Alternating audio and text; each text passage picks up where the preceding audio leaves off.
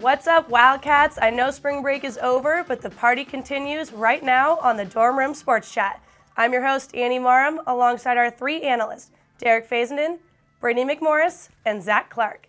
Tonight, how the men's basketball team finished the season with nosedive. Zach and Evan Murray hand out season grades for the men's hoops, and the Pac-12 slate begins for the Bat Cats. Our analysts will play Toss It Up as well. At the Pac-12 tournament, the Arizona men's basketball team defeated the UCLA Bruins and the Oregon State Beavers to advance to the championship game, where they met the Colorado Buffaloes.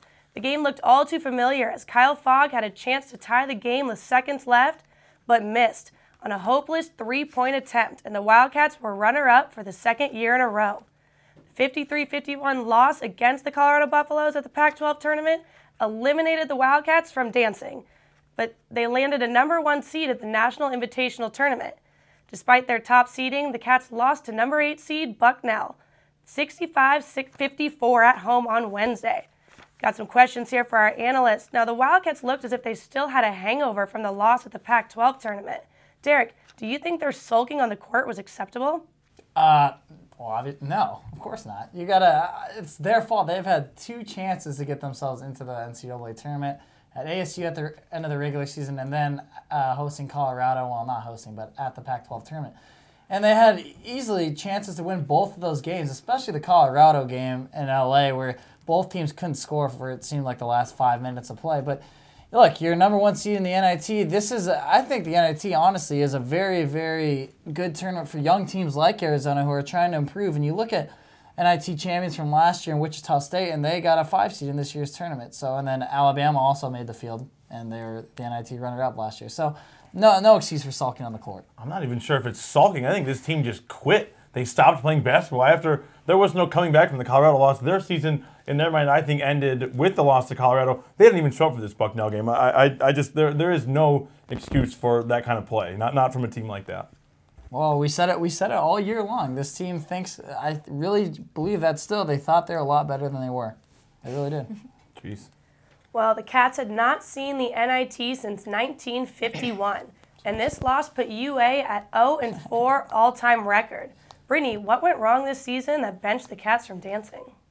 I honestly think that they didn't have someone to replace Derek Williams, Momo Jones, and Jamel Horn. They made up 65% of the season's points last year. So, I mean, they just didn't have someone step up to the plate and shoot for them. And when they shot, they didn't make them. And that's a great point. Not only did they lose what they brought to the scoreboard, but they lost what they brought to the locker room. There was no leader on this team. Lamont Jones and Derek Williams had that in spades from a year ago. They had that confidence, that swag about them. This team had none of that, and that's one of the reasons they struggled so much. Yeah, Brittany, I'm glad you brought up Jamel Horn because people forget about him and how big he was as a senior for that club. And Momo Jones, one of the more underrated losses of the season. He was one of the leaders of that Iona club that really should have gone out of the first 4. They kind of had that big collapse in the NCAA tournament, but nevertheless had a great season. And I think you guys are both right. I just don't think the freshmen panned out the way they're supposed to. You had Josiah Turner and his troubles, and quite frankly, I don't think you see him back this Sadiki Johnson year. is gone. And he's gone. He was gone within the first month. So just a lot of things went wrong. A lot of adversity couldn't quite overcome it all. Well, the 2012 season may be over, but the Wildcats have several top-class recruits. Zach, break down what we have to look forward to for next season. Well, I guess if there is any healing to be done after this, it is the fact that the Big Bandit will be the #1 recruiting class in the country. Gabe York, Brandon Ashley, Tarzuski. Everybody is there. The weapons are there. And then what you think you're going to get back is more solid veteran leadership from an older Jordan Mays, an older Solomon Hill. But again, this team's going to have to replace Kyle Fogg. They'll have to replace Brendan Lavender. Jesse Perry's a big post presence. I think that what you'll see is a positive swing, I guess, from what you lose to what you get. But at the same time, if this team next year cannot come together the way the team did or didn't do this year, there's going to be some more problems still. Well, and I think Coach Miller, I'm not going to say he's on a hot seat, but he's got some pressure going in this year, and I think that's good. You're at a program like Arizona, you want there to be pressure. He's missed the tournament twice. Yeah, yep. That's obviously unacceptable here.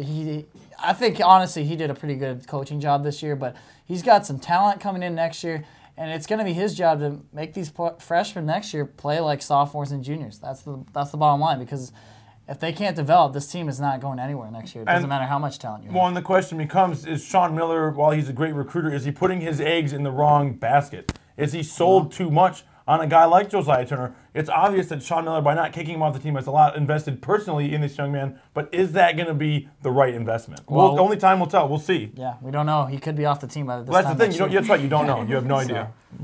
Right. Well, the Wildcats men basketball team better get to their mailbox before their parents do, because Zach and Evan Murray are handing out the end-of-season grades when we come back. Stay with us. I'm Derek Williams, your former U of A Wildcat. You're watching UATV. Don't change the channel.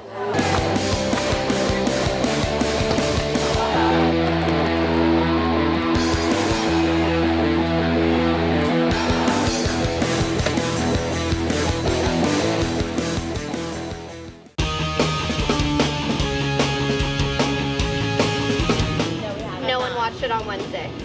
No. Talk show on Wednesday, UA Tonight. No. You didn't? No. Highland burritos are going off the menu? Yeah. Why am I going to school?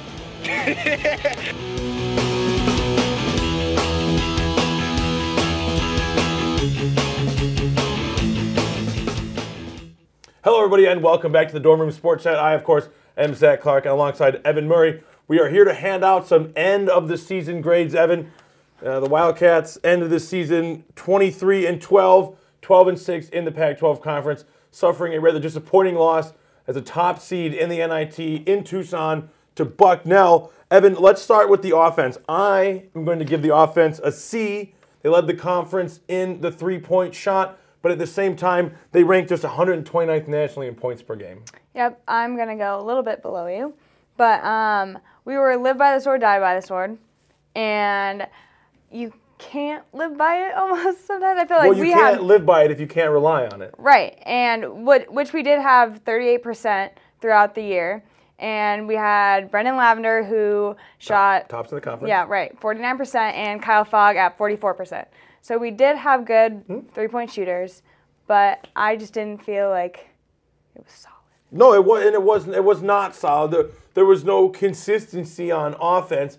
And I believe had it not been for the next category we're going to talk about, Arizona would have been in a lot more trouble than they initially would have been in. And that, of course, is defense. I think Arizona defensively much, much more consistent, much more equipped than they were offensively. I thought they got good pressure on the ball. They were able to swarm, very active defensively. And again, as I said, I really do think had it not been for the defense, it would have been much more difficult for Arizona to win as many games as they did. I'm giving the defense a B.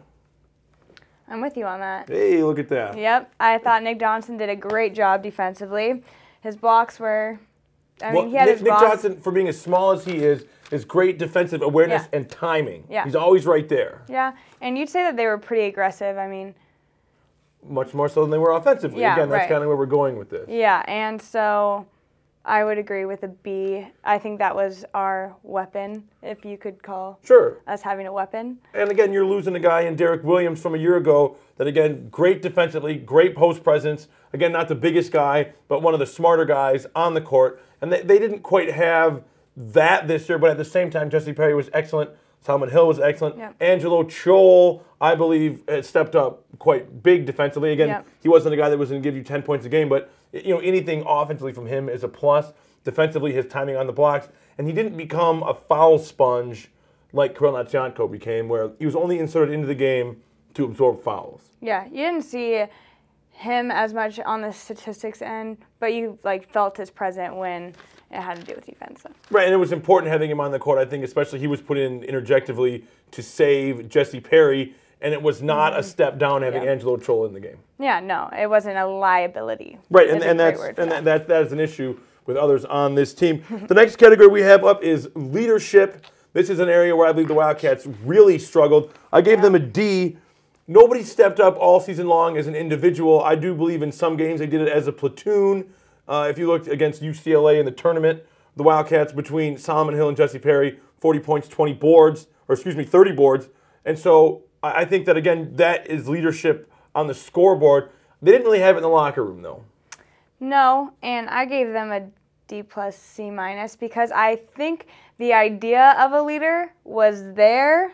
They wanted to go to Solomon Hill and they wanted to go to Fogg. And, well, Fogg was our team leader in points, 13.7 a game, and Hill 7.7 rebounds a game and 2.6 assists. I thought the assist was huge. That's surprising for a guy of his size and for being the 3 guard. Right. But at the same time, or excuse me, the 4.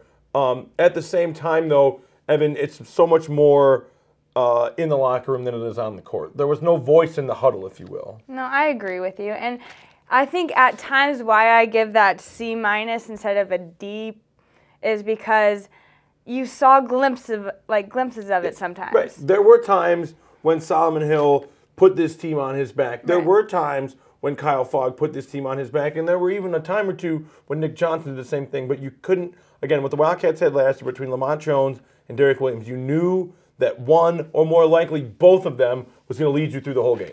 Yeah. And you just don't have that this time. Oh, it's night and day compared to last year's team to this year's team. The reliability on leadership is less now. Yes, 100%. So, and again, that's just one more thing I think. Well, the defense was great. Offensively, and in the leadership category, I suppose, the Wildcats another step backwards. Yeah. And next year, I think with the new guys coming in, I think Solomon will take that role a little bit more seriously, maybe. But that's an interesting point because I said the same thing last year. And so I hope you're right. Well, I hope you're right. That's why we keep on hoping for Solomon, I think, and I wonder if Solomon hopes for himself because that's really all that matters. That's the next point then, huh? That is the next point. It brings us to our 4th category on the list. It's heart.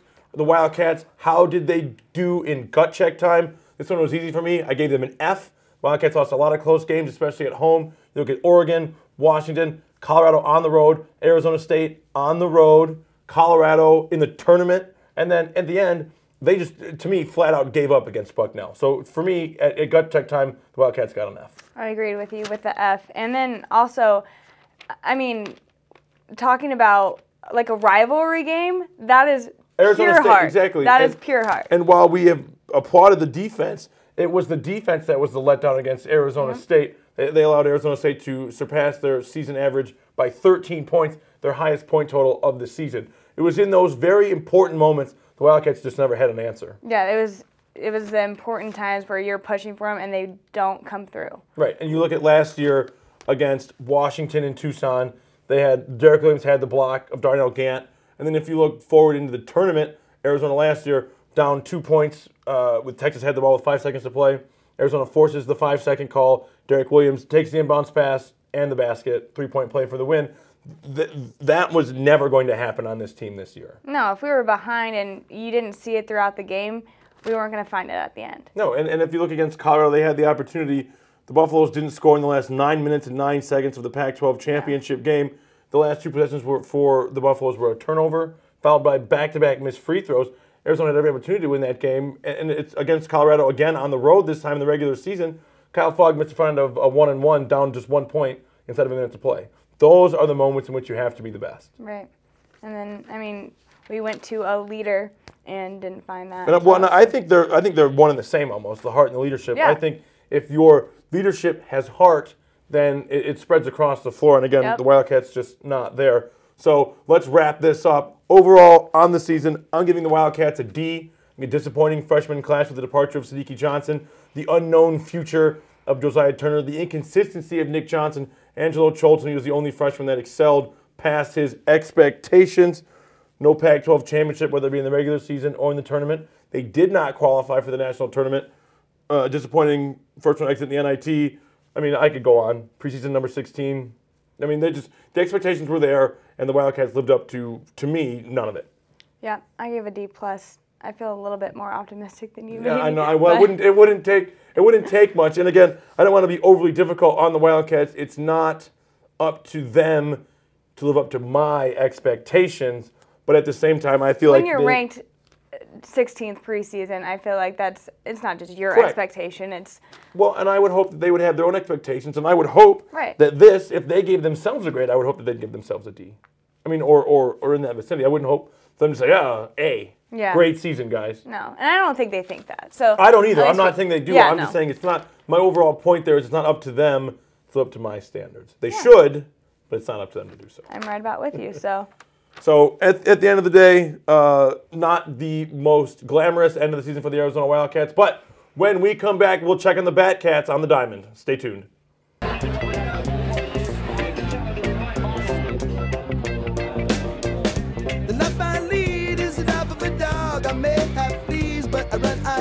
I see those clones looking down on me, but unlike those clones, this dog is free. Oh Lord, it's a dog's life. Oh Lord, it's a dog's life, dog's life. Oh Lord, it's a dog's life.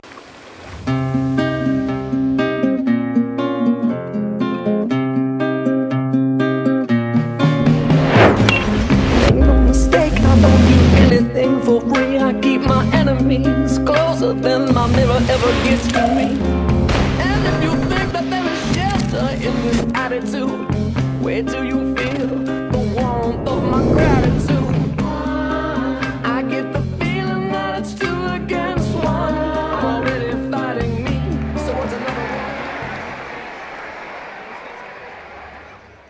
The Arizona Wildcats opened up conference play this past weekend by taking 2 out of 3 from Washington State Cougars.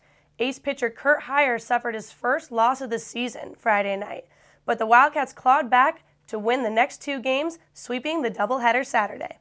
Got some questions for our analysts. Derek, we're going to start with you. Kurt Heyer suffered his first loss of the year, going just 5.2 innings while giving up 3 earned runs on 8 hits, while just fanning 2 batters. This was worst performance of the year. Is there any concern? Not at all. That's an easy one. There's no concern. I mean, yeah, obviously his worst performance of the year is 3-0 coming into the, 4-0 actually, coming into last Friday. But he's a junior. He's been down this road before. He's been through the battles. He's been through the pack. He's been through the conference games. There's no reason to think he's just going to struggle now as a junior.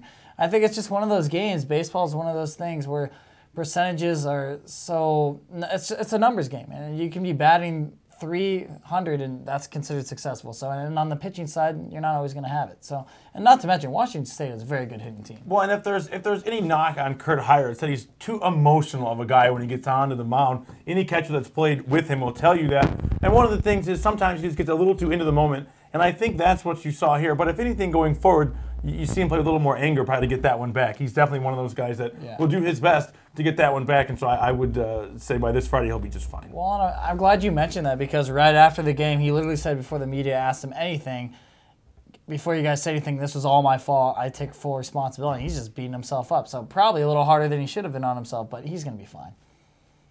All right, Brittany, well, the Wildcats were able to sweep a doubleheader for the first time since 2010. They were unable to finish the sweep against Auburn earlier in the year. Why were the Cats able to do it this time? You know what? I think they were actually more settled. Although they did start their games off losing, well, their first game, 0-5. So they kind of, took it inning by inning, like you said, Derek. And I think that with baseball, you have to become comfortable, and then you kind of get in your groove, and then the game plays out for itself. Yeah, this is a super veteran team. Comfort comes with the territory. That first game, as Brittany said, could be difficult for some teams, but for a team like Arizona, they've been there before. They know how to win. They know that if they play their game, they're going to be hard to beat by anybody in the country, and that's exactly what you saw in the doubleheader on Saturday. Well, they said it after the game. Refsnyder and Seth, 2 of the leaders on this team, they said it. This was a must-win. This was a must-sweep doubleheader for them, and they got it done. They were down 5-0 before they even stepped to the plate in the first game of the doubleheader. And, they just kind of grinded inning by inning. They know that they have the offense to do it. They play small ball, they get guys on base, and they just keep the merry-go-round going. And, it's some really, really honestly heroic plays in that game. Refsnyder making a huge diving grab. Might have been the catch of the year. Yeah. I'll tell you what, we talked about this. Sports Center top 10. Da-da-da-da-da-da. I mean, that game's televised. Face down right into the bump on the bullpen, man. That was something else. All right, Zach, like we said, it's the first time since 2010 that Arizona has been able to come away with a series win to open conference play. What's your assessment on where the Wildcats are right now? I'm going to keep it simple. They're right where they want to be. They're 16-4. They haven't dropped a series yet. They're towards the top of the conference. It's really early. They're 2-1. I think there was one sweep, Oregon State, I believe, this weekend. So tied for second right there in the middle. And plus, you have Seth McGee's coming off a Player of the Week performance. I think Arizona's exactly where they want to be. They're winning the games they're supposed to win. They're getting tough wins where they need to get them. I think this team is, really looking forward now in a downhill type way. It's all about momentum at this point.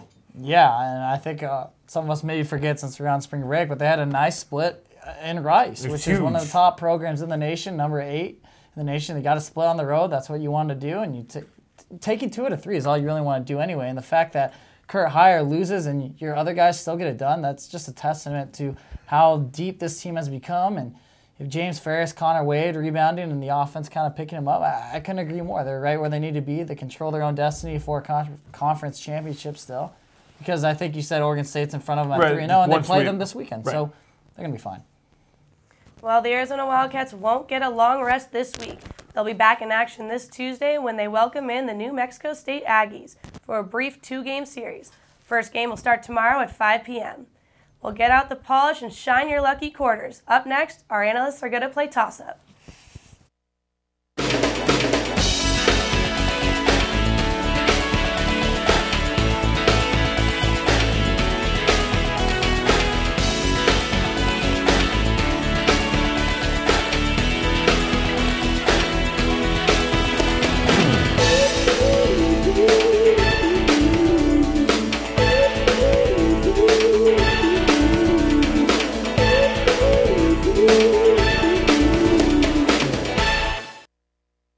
It's that time again where our analysts get to play a game. This week, we're going to play toss-up.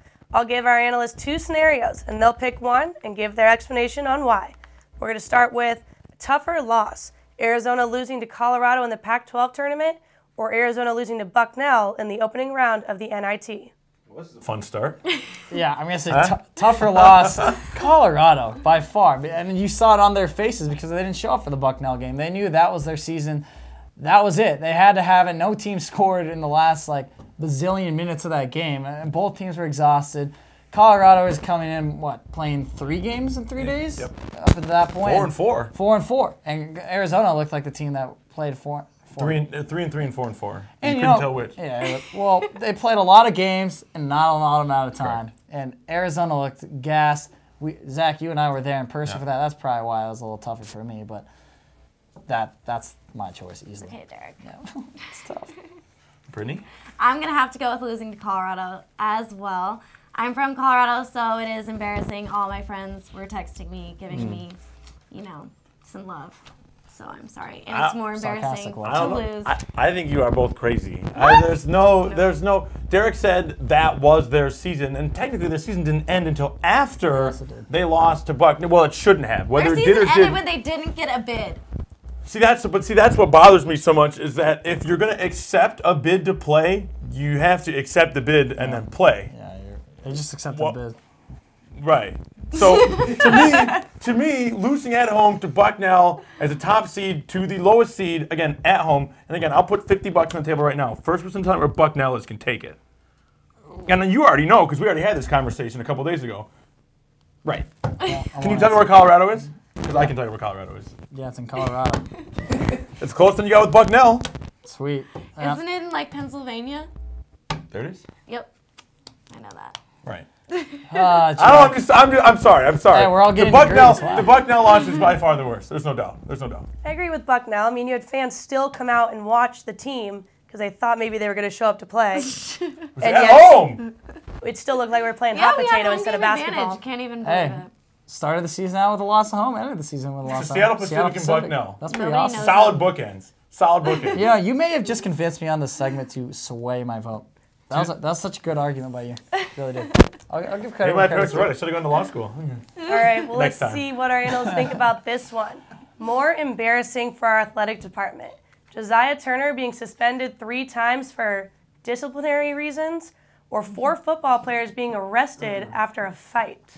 Who wants it? Yeah, in all seriousness, it's the football program. Because this is... You're involving women in this one, and you're involving fighting, involving multiple people, and this is just Rich Rod just coming in, and this is more. We don't know exactly what Josie was doing, but he wasn't doing violent acts. It was drug related. We're guessing, but this is just a bigger scale thing, and you don't want to ever have this happen. This is just something to be ashamed of, and this doesn't have anything to do with the performance on the field. Well, no, and there are 2 problems here. You look at one. With the basketball team, it's internal. Yeah. Where it's a thing they decide on their own. Yep. They decide that he is not doing what they need him to do, so they sit him down. You're dealing with the law in this one. Right. This is external because they were arrested. The law had to take hold, so it becomes external. This problem becomes internal and external. So for me, I'm with Derek. There's no question that the football team's actions are far more deplorable than anything the basketball team has done in a long time. And I think you look at well, No, you go ahead. No, we want no. I'm just saying, you look at the PR aspect of this. Oh yeah, it's horrible. You can't control it when the law gets involved. Outside sources, there's nothing you can do as a school to control it. That is true. It was on ESPN, and that is just straight embarrassing to the school. Timing could not be any worse. We're introducing a new program, we're building a new stadium here, and then punching them. Really showing why we deserve that, huh? Yeah. Sweet. All right, we're going to go with bigger surprise. 4 teams from the state of Ohio making the Sweet 16, or 2 15 seeds taking out a pair of 2 seeds on Friday. I'm going to go with the 2 15 seeds because one of them, they beat Missouri. That was my Final Four team. That was my sleeper to get to the Final Four. That was personal. And that was it is personal. Duke, I knew they were going to lose eventually. I didn't think they were going to lose that early. Lehigh. They always choke it up. But, that was really surprising for me. That's the first time that's ever happened, right? 2 15 seeds in one day. Advancing in one day. Well, I mean, before that, it only happened, it had happened 4 times before that in over 30 years. Yep. And in the span of 3 hours, it happens twice. And to be honest, I don't know if I saw some of the game, and both those games, they looked like the better team. Oh yeah, They looked like the better team. They didn't steal them. They were hanging with Missouri and Duke all day. So that was surprising to me. I'm gonna have to go with you as well. Same thing. Yeah, there's no. I mean, the 4 teams from Ohio, I guess, it's a neat stat. I'm not sure if it's impressive. I mean, especially when you look at Cincinnati being one of them, Xavier being the other. We're not talking about we're not talking about the Bucknells of the world here. These are legitimate conferences and legitimate programs. So, yeah, I think the 2 15s in one day is by far the more impressive stat. All right. Well, it's time for the final word. Each one of these analysts will have 30 seconds to discuss their topic of choosing. I'm going to toss it up to Derek. Your 30 seconds starts now. Well, I was in Vegas doing the whole spring break thing over spring break. No way! That's when you usually do the spring break thing, over spring break. And, you know what? I love the 15 seeds, love the story, but you guys really screwed me because I lost a lot of money. $300 and counting. That's a lot for a poor kid like me, okay? I go to the U of A, give all my money to this institution anyway. Out-of-state tuition, baby. And now I have nothing left. No spending money. You know, I never want to go to Vegas again. That's not true, but Derek kind of is. cannot go out on a date with his girlfriend. Oh, bringing that up now. Okay. We'll go to McDonald's or something. Whatever. Classy. I don't have a choice. Brittany, your 30 seconds starts now. Honestly, I think I just have a couple things to say. My boy Manning is now playing for the Denver Broncos. Where's Tebow? So now Tebow Tom. I'm officially a Manning fan, and I do feel bad for Tebow because I am a Tebow supporter. But I hope he moves to Florida or something where he'll be loved. More appreciated. Yes. You're acting like he's a pet Denver gerbil media or was something. so hard on him. I felt bad. Hard on him? All they wanted was to get him in the game. Oh my gosh. The Tebow chants were No, louder but than once he got into the game, they I think he'll be shredded okay. him. Yeah. Wait, we did have 5 seconds left, so Derek, can we see that Tebow one more time? No, he sucks at it. we don't He do didn't it. do it right last I don't know what time. you're talking about. Don't know what you're talking about, guys. All Zach, right. your turn. Oh, look at that. Zach, you know what to do. All right, so Derek was talking about losing money. What I lost, here, look, you see that? That right there, that is my bracket. All over the place. You're cleaning that up. personal right now. I had Florida State in the championship game. I had Michigan You're in the all blank. Final Four. I don't even know where Lehigh is. This is horrible. Wow, dude. That's it. Sounds Done. like, sounds like I'm a out. personal problem. It is a personal. Oh, like your $300 isn't a personal problem. Hey, you know what? And I lost money in the I'm trying to tournament, support too, my so family not only here, is okay? my- Trying to Oh my get goodness, food on the these table. boys. Gotta eat. Gotta eat. Gotta eat. Not eating now. Starving, actually, in fact. Oh my god. Yep, so I have nothing else to say. Well, glad you know a little bit more about our analysts now. That's going to wrap up tonight's show, the Dorm Room Sports Chat. For Zach, Derek, and Brittany, I'm Annie Marham, and we'll see you next week. Is that?